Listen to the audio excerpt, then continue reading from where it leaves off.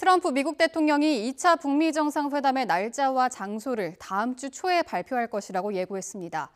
2차 북미 정상회담을 세부 조율하기 위한 실무회담도 다음 주 재개될 예정입니다.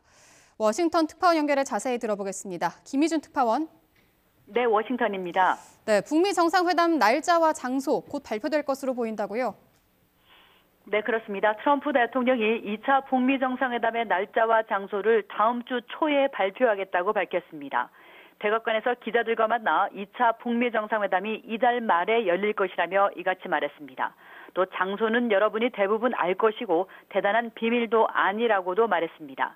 이에 따라 현재 후보지로 거론되는 베트남 하노이나 다낭, 태국 방콕 중에 최종 결정이 될지 주목됩니다. 트럼프 대통령은 또 북한과 엄청난 진전을 이루고 있다며 대북 협상 회의론도 거듭 반박했습니다. 폼페이오 국무장관은 앞서 폭스뉴스 인터뷰에서 북미 정상회담을 2월 말 아시아에서 모처에서 열 계획이라고 재확인한 바 있습니다. 네, 북미 실무회담도 다음 주에 가동되는군요. 네, 지난주 스웨덴에서 열렸던 북미 실무회담이 2주 만에 재개될 것으로 보입니다. 미 국무부는 스티브 비건 국무부 대북정책특별대표가 모레 서울을 방문한다고 밝혔습니다. 우선 이도훈 한반도 평화교섭본부장과 한미 북핵 수석대표 회동을 갖고요. 이어 북측 카운터파트와도 만난다고 전했습니다.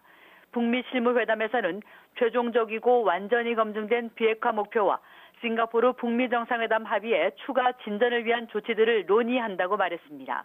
이에 따라 비건 대표와 그의 새로운 상대역인 김혁철 전 스페인 북한 대사가 판문점에서 만나 북미 정상회담의 의제와 실무 준비를 세부 조율할 것으로 보입니다. 김혁철 전 대사는 김정은 위원장의 큰 신뢰를 받는 것으로 전해지고 있는데요. 최근 스웨덴에서 남북미 접촉에 나섰던 최선희 북한 외무성 부상은 한 발 물러나 협상에 관여할 것으로 알려졌습니다. 네, 이런 가운데 김정은 위원장이 지난해 플루토늄과 우라늄 농축시설 폐기를 약속했다는 언급이 다시 나왔다고요? 네, 비건 대북정책특별대표는 현재 미국 스탠퍼드 대학에서 북핵 관련 연설을 하고 있는데요.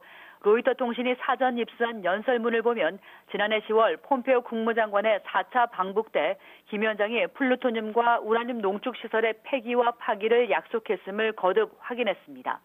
비건 대표는 또 북한의 핵과 미사일 프로그램에 대한 전체 범위를 파악할 수 있도록 포괄적인 신고를 할 것을 촉구할 예정입니다.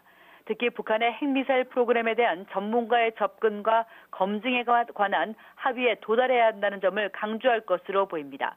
궁극적으로 핵분열 물질과 미사일, 또 발사대, 대량 살상 무기의 완전한 제거를 촉구할 것으로 보입니다.